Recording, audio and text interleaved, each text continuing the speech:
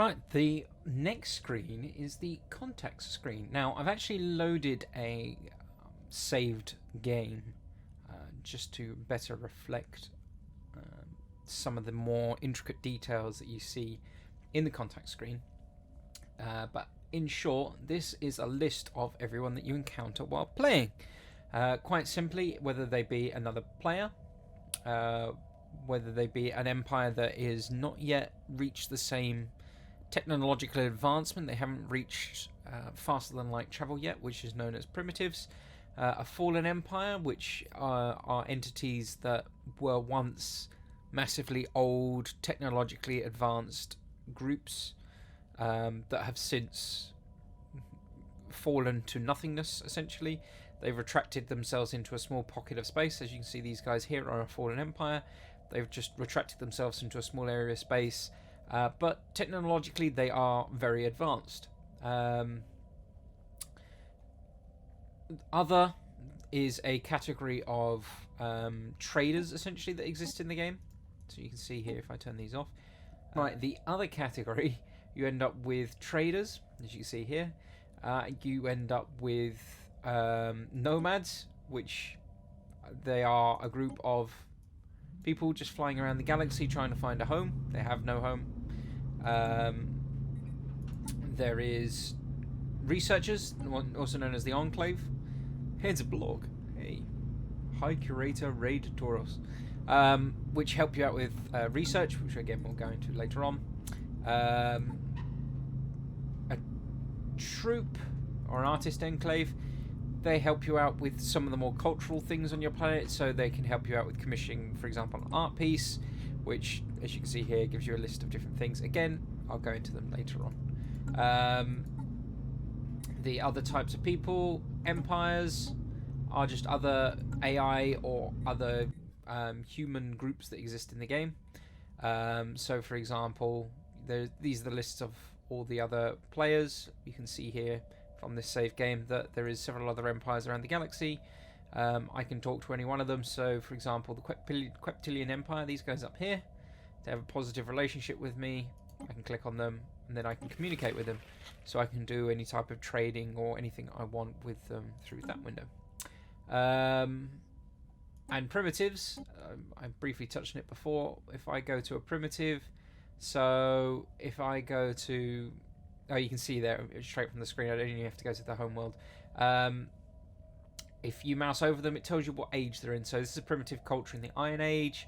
This is in the Machine Age, so on and so forth. The Bronze Age, Stone Age, Renaissance Age. So some of these will be close to actually breaking through and becoming a actual empire. So look, there we go. We've got guys in the Atomic Age here.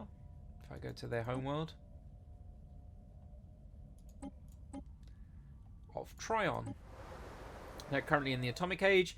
Civilization has advanced to the equivalent of the Atomic Age. They have harnessed the power of the atom, but have not yet made it into space. Nuclear weapons may be prolific and could result in a sudden extinction event. By the looks of this, there is a bit of a wasteland on the planet already.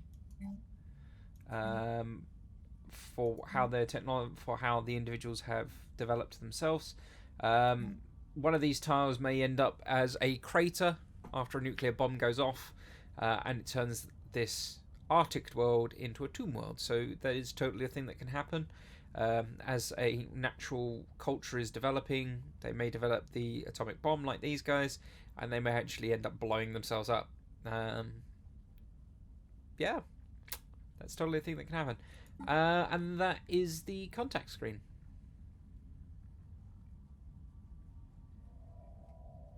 Okay, the next thing along is the situation log. Now, the situation log holds two tabs of information. The first one is the victory conditions, the ones we saw in that first video. I won't go over them again. The second one is the situation log, the standard situation log. Now, in here, across the galaxy, while you're playing the game, you will encounter what's known as anomalies. Now, these are one types of things that may appear in the situation log. Other things may also appear in here are just generally things that need to be brought to your attention. So, for example, if a colony that you have established has an incoming asteroid, through no fault of your own. They may just be a naturally occurring event, but it needs to be brought to your attention. It will appear in the situation log. So it's literally a log of things that you need to be aware of, things that you need to be looking at, things that you need to be dealing with. Sometimes they have time constraints. They are limited timed events. So for example, that's asteroid event that I was just talking about. Once the asteroid hits the planet, the event will end, or if the asteroid is destroyed before it hits the planet, the event will end. Some of them have actual requirements. So for example, I have a situation here where I can choose to repair the automated shipyard, but if I do it, I need to have a scientist at the site. The scientist has to have a skill 3 or higher. This one has a skill 8, so it's reached its criteria, and has to have 1 science ship in orbit. So I can actually go to it, and when you see this symbol here anywhere in the galaxy, it means there is an anomaly on the planet. And what you do is you have a science vessel, you can send it to that location. You can see down here, investigating whatever it is. If you left click on them, it does actually show you what it is that's being researched. So this is an anomaly to say, despite the toxic content and high pressure of the moon's atmosphere, strong life signs have been detected coming from the surface. So that is very odd, considering it's a toxic world which has 0% inhabitability. So these guys are going to research and see what that's all about. It's a 1 anomaly level 1. It does rank up from 1 to 4. I don't believe I've seen a 5. There might be 5s. And in turn, the difficulty also increases. Now, there's always a minimum of a 5% chance of failure. As you can see there, failure risk is never lower than 5%. The higher the skill of the person doing the researching, the greater the chance of success. There's also a few attributes sometimes on scientists. So you can see this one here. It has a spark of genius, and it has an expertise in field manipulation. Some of these will sometimes be chances of finding an anomaly is increased, and chances of failing an anomaly is also decreased. So that is also another alternative that you may find. But once these anomalies have been researched, they then become exclamation marks like this. So you need to tell your science vessel to go over, right click on the actual icon and just do research project. The other way through the situation log is literally, if I hit cancel, it just appears there as the research button. So you can see finishes in 180 days. If you do mouse over it, it just says it will take them at most 6 months to complete. So you hit that and it will just be the same as if I just right clicked and did the research project. And that is the situation log. Okay, next up is the technology tree. Now, the technology tree is split into 3 different segments. It's split into physics, as you can see here, society, and engineering. Now, all 3 of these are run separately. They're run independently, essentially. So you don't have to research one of these at a time. You can just research all 3 at a time. And you're always presented with a list of different options. Now, you can see here, I have 3, 4, 5 different options that I can take. And whenever I pick an option here, it becomes unique, essentially. So just because I've researched shield hit points, as I say there is option number 5, it doesn't mean that the next time that the research completes for that the options that you see here as 1 to 4 will exist again. So whenever I complete the shield hit point research, I may end up with this energy weapon attack speed being changed to kinetic weapon attack speed, for example. So you have to be prudent to your decisions. You have to try and be as focused as possible. So, for example, if I'm specializing energy weapons, then I might want to take these energy weapons options.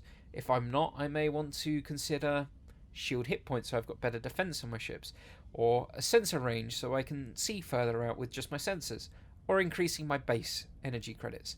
Now, the speed at which they research is modified by their skill. As you can see here, my skill level is 7 out of 8 for this particular scientist. And he has a plus 49% speed to researching. Now, he does have a specialist background in computing. So if I assign him a project that is computing, at the moment there isn't none here. I have particles, voidcraft, industry, particles again, and field manipulation. But if I had a computing project, he would complete the job 15% faster. As it stands at the moment, with the things I have researched, he researches a bonus of 49% faster anyway. But the easiest way to look at it is, you can see there is a number here. Now, the lower this number is, the faster it will research. An alternative to the higher the number it is, the longer it will take to research. So you can see here, shield harmonics, for me, requires another 347,000 research points. But focusing arrays only requires 130,000. So if you can see there, it costs me 130,000 physics research, or 80 months based on my current rate of generation.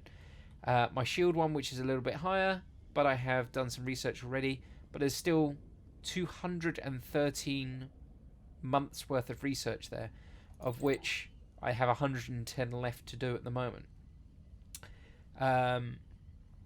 Now, each research option is also unique to that particular tree. So, for example, the option in here is for plus 5% minerals, but the one we looked at up here is for energy credits. So I can research energy credits if I want, and then research minerals down here as well if I want. You can swap them while they're ongoing. So this is the list that you're presented with. If halfway through developing these shield points I go, oh, actually the weapons the enemy are using actually does more damage to armor, so I'm not actually interested in my shield, so I'm going to change my choice and actually now go to energy credits. The whole bar resets. It remembers your progress on other options, so if you decide to go back on shields and go, oh, hang on a minute, actually these other guys in the galaxy are doing a lot of shield damage, maybe I should get more shields. So you can go back and it will remember the progress. But, as I say, remember, the second that the progress bar is filled and the next set of research options comes up, you may not necessarily have an option that already appears to you here. Society generally revolves, surprisingly, around your society, so increasing your sector limit, so how many sectors you can have. Again, I'll go into that later on. Making your leaders live a little bit longer, making your edicts last a little bit longer. Different options for society compared to engineering and physics. So, for example, engineering here makes my strike craft faster, so my ships that I can deploy from my hangars. I've got little miniature strike craft. I can make them go faster. I can make my stations have more health. I can make my missiles do more damage. Again, just for completion, my physics guy focuses on energy weapons, energy credits, and shields. So, for example, I'm going to have him research shields because I could always do with more shields. I'm actually a robot empire, so I don't have to worry about the lifespan of my robots because they're going to live. They're immortal. They're going to live forever. So really, I'm going to have to be looking at one of these 4 other options. I can have 1 extra leader if I had the influence. That would probably be worth doing, but it's not. So I'm just going to go for core sector systems. What does that mean? You can see there is a list on the right here of planets that are under my control. Increasing the core sector limit, as you see up here, it will change it from 12 to 13, and just means I'll be able to take direct control of one planet and look after the way that it's functioning, as well as the spaceport that will be in orbit, just making sure that everything's working nicely with that. So if I take engineering research of minerals, and I'm going to leave this guy on shields. So yeah, that is the technology screen.